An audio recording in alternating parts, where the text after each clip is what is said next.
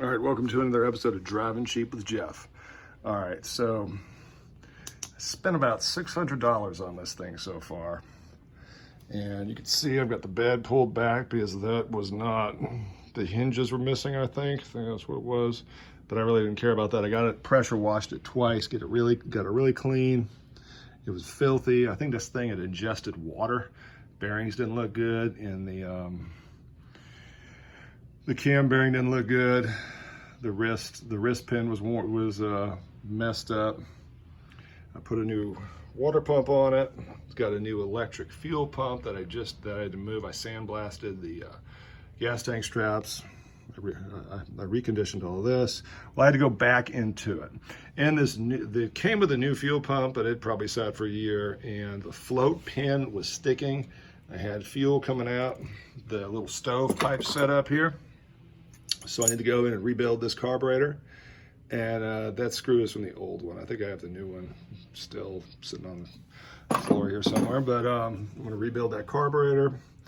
Has a new starter, new battery, new Canon oil filter. Changed the oil on it. Did the fix the brakes. What else? Okay, so back to what I wanted to show you. Now, this is not. I made the mistake of putting the tensioner on, right? Tightening down the tensioner all the way before I tested it. Now, I thought by having all the slack on this side out, and this side of the chain tight, lining up the marks, and putting the rocker cover on, and then putting this tensioner in, I thought everything would stay put on the cam. That was not the case. It did not stay put. I had these lined up perfectly, right? Had them lined up perfectly. You could see the dots. This is a decompression cam sprocket, and they need to be paired. They need to be flat across. Let's see if we can see it better here. I'll tilt it back here. See what we can come up with here. Push this down. You can see the dots on there.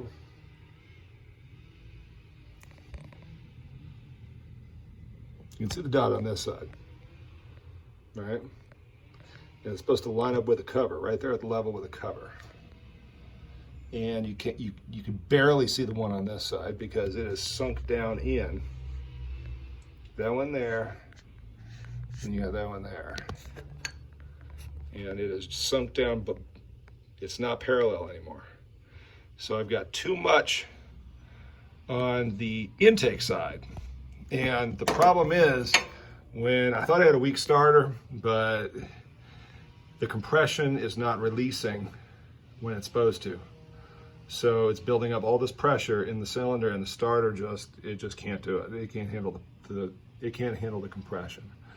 So now I've got to take the tensioner out and move this one tooth. You see I marked it, and I'll bolt it on there with no silicone after I clean it up, and we'll see how see if it spins over like it should. Then I'll take it back apart, put some right stuff on there. You have to be careful when you take this off. That right stuff is pretty sticky stuff. So I will get back with you after I get this all put back together and lined up.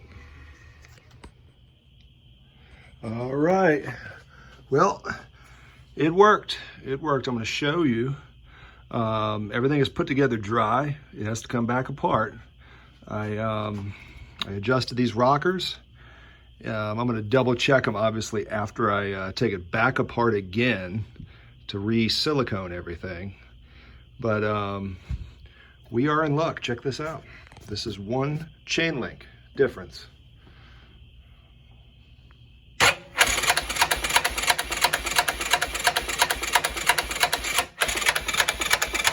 Working.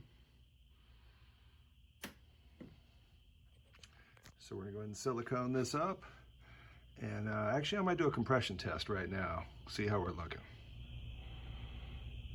Okay, now we got the gauge hooked up, and this is my old Harbor Freight one. I think it might be a little inaccurate, but we're about to see if we're getting any kind of compression out of this thing. I know it's gonna have compression. Early, let's crank it up and see what we got. Yeah.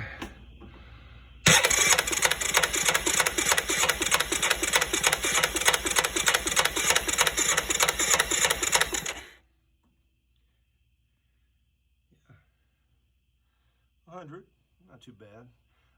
For this gauge, I think this gauge is not quite accurate, and I might not have these rockers adjusted perfectly, but I think we're good.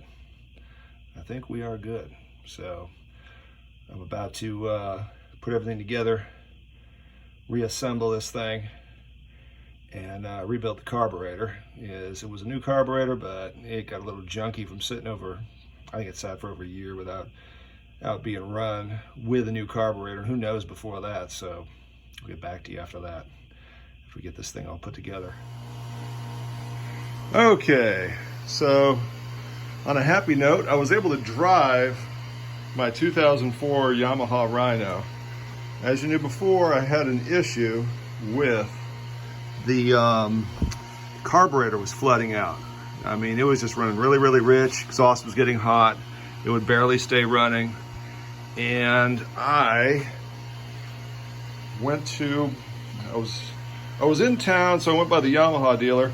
When I took my carburetor apart, I'll show you the simple mistake that I made, which you might not see on some other channels. Well, first of all, the first problem was this jet. Inside here, when I took this apart, I did not notice. I'll show you how to take this out of here. I gotta clean everything anyways. So there's the main jet here. There is another component to this. And get it to come out. There it is. Okay. So this right here fell out, and about the same time, yeah, this jet here, this piece fell out. And about the same time, the heating element broke. So I thought this may have been like a piece of the heating element, which isn't necessary here. We live in Georgia. That just, I guess this is a cheaper carburetor. It came with it. And I had the original, and I just couldn't produce this part. But this drops right in here. As soon as I put this in there, put that back on, I was in business. I was able to drive this thing. And then it started bogging down, and I started to talk to my neighbor, and it cut out, and that was it. And I was suspicious of this fuel line, which I got out of my little shed on the back. Who knows how many years was, you know. It's been a while since I've used this, because I had to rig this up. This is a lawnmower gas tank, which was clean. I cleaned this out, and I rinsed gas through here thinking it was going to be clean enough.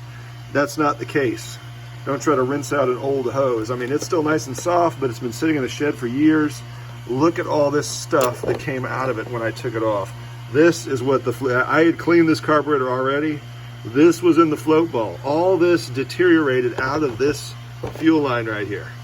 So I made a terrible mistake with this. The reason why I'm using this lawnmower gas tank is because at first the float bowl needle was sticking, right? So on any carburetor, your float bowl, where your fuel inlet is, it comes in here, and you have a needle, right? And if crud gets in here, it's going to keep the fuel overflowing. It's going to continue to flow out just like on a lawnmower. And it has this little stovepipe inside, and the fuel will float up to prevent the fuel from going into the engine through the intake. It's an overflow out of this, right? So that's what it started doing right about the time it broke down. So I knew it had clogged up somehow, right? And the reason I have this fuel tank is I put an electric fuel pump in here, and I think it's too much pressure. This is a 5 to 9, and I needed like a 4 to 5 PSI, and I thought, this will be all right. Now, one thing I did do since was this three-way splitter. One of the T's is smaller, so I'm going to try hooking it back up and see if it works with a smaller T going directly into the carburetor, and then the two larger ones being the inlet and the return back to the tank. I think this could solve my problem, short of making, basically I'm restricting the fuel by using the smaller inlet. I think that could help. Otherwise, I'll just have to get a smaller electric fuel pump for it. I also had, if that did not work, I bought this primer bulb. It's right here. That's like a marine style primer bulb. I got that at Ace Hardware. It was pretty expensive, but it looks pretty durable, and if it doesn't work, I could use it on my boat. That in conjunction with a factory OEM vacuum style pump, because the issue that these have, obviously, is the battery will, even with a new battery, the battery will, it takes a lot. These are high compression engines. It takes a lot of battery power to get these things to fire up. And you don't want to waste all that cranking creating suction on this pump, because that's all it is. It creates suction to the tank when you could just charge it with electric or use the primer bulb. So I'm going to see, because obviously I've wired it and put a switch in here, so it's best to give it a try with the electric pump and see if I can't make that work, or just get a less powerful one. But in the meantime, I'm going to clean this carburetor up and see if this fixes my problem. All right. So now the carburetor works. I got all the crud out of it, and unfortunately it looks like my niche head gasket blew. Because when I tried to start it, I started starting it up. It doesn't appear to be, I mean, it's hard to tell because the oil floats to the top, but yeah, I got water coming out of the exhaust on the right side. Yeah, it's coming out the muffler too, so yeah, I blew the head gasket. I'm gonna take it back apart, which, yeah, it's not too big of a deal. So, I'll show you what I had in this pan. Recharging AC on this thing. So I put a new AC condenser in it, new big radiator and AC condenser. This,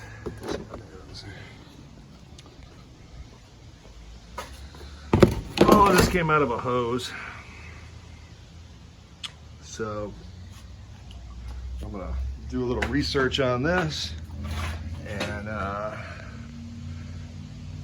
yeah, I mean, I'll be all right as long as the cylinder head didn't actually crack, which I don't think it would have. I think this is a gasket issue, because I was running it pretty rich when I tried to start it, and that may have been what caused it. So I'm gonna go back inside this thing. And so thanks for watching Driving Cheap with Jeff. Please like and subscribe, and I'm gonna make another video when I take this thing back apart, see what we got going on with the head. So thanks for watching.